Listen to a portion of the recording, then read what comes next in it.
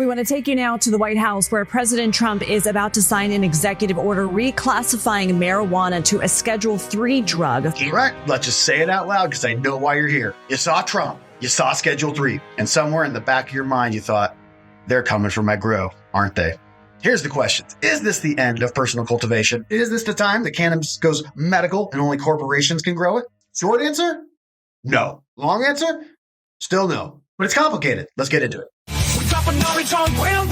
What's happening right now is not a ban. It's essentially just a narrative shift. And when the narrative shifts, fear spreads way faster than facts. So today, we're going to do 3 things. Kill the myth that Schedule III is going to end home grow. Explain why states' rights are the real backbone of what's going on here. And we're going to talk about where the real place where growers are getting squeezed, because that's the thing to actually be concerned about. At the end of this, you're going to know whether Schedule III gives the government power over your grow, why states' laws matter way more than the DEA right now, and how this is likely to play out over the next few years. No hype, no fear bait, just how it actually works. All right, now let's be clear. Growers are not crazy for being nervous. Historically, when the government says, we're making something more legitimate, what growers hear is, we're about to regulate you out of existence, old boy.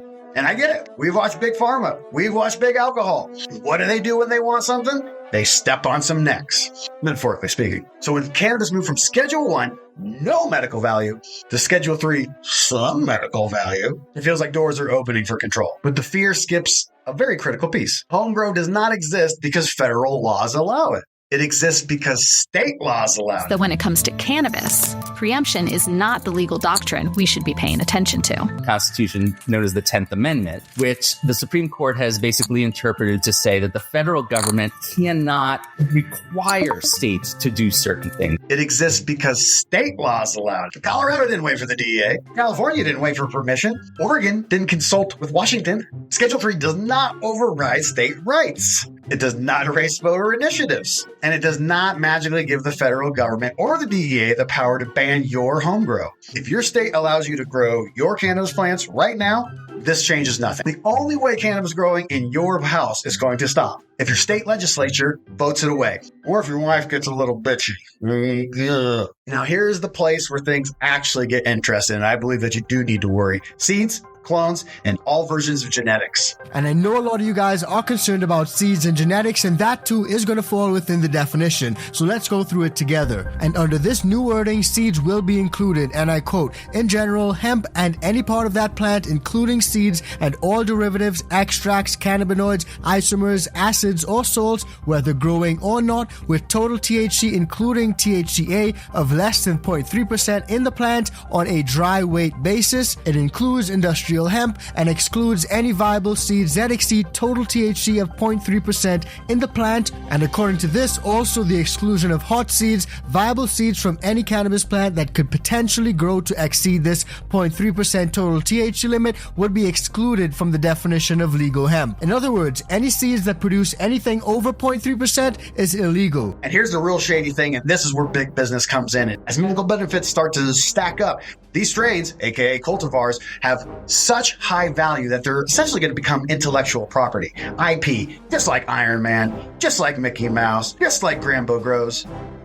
GRAMBO grows, that's me. Subscribe if you're vibing with this video. Smoke that like button. If they're coming for cannabis, I'm going to stand in the way for you. So here's where you're going to see actual pressure is more licensing really involving commercial genetics, more enforcement at scale, more protection for proprietary strains. Some say this means that genetics become more professional. No more pollen chuckers just throwing it around out there. For real though, this is going to be a big problem. Everyone that's up to FDA specs in their commercial grow operations, they're going to be fine. Everyone in the small vertically integrated sort of grows, they're probably going to be fine. Everyone in the middle, they're effed. So luckily, home growers that trade in seeds and small-time breeders aren't necessarily the people that they're coming after. That being said, as you guys know, the shadow banning, all the attacks on different social medias and some platforms in particular, they don't have to make it federally legal. In order to stop you from doing what you need to do, they don't need someone with a badge. Here's the uncomfortable truth. Growers have essentially been exploited ever since this industry has rolled out in 2012. We built the culture. We took the risk.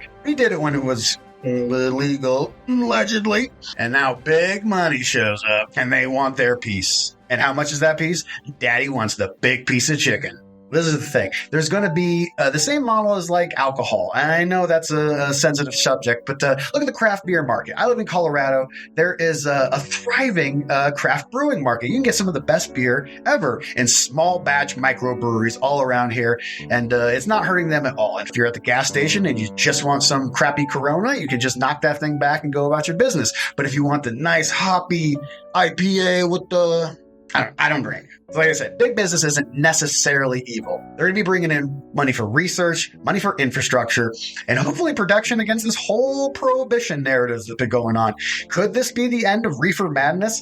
You got to admit, if it is, man, at least there's just a teensy bit of good going on here. But that being said, Schedule 3 is not the end of home grow. It is the end of pretending that these plants have no medicinal value. As of yesterday, they officially have medicinal value. Hey, so that actually makes prohibition a little bit weaker, not stronger. So as you move through your life, watch your protocols, mind your P's and Q's on the internet. Don't talk to people that you don't know about things that are going on in your house, and just keep growing, keep smoking, keep toking, smoke that like button, subscribe if you vibe, and you see that little share button, roll this video up and pass it to a friend, because there is no information that is not power. I learned that from Mortal Kombat. My name's Josh GRAMBO. This is GRAMBO Grows, and I will see you in the next live stream or video.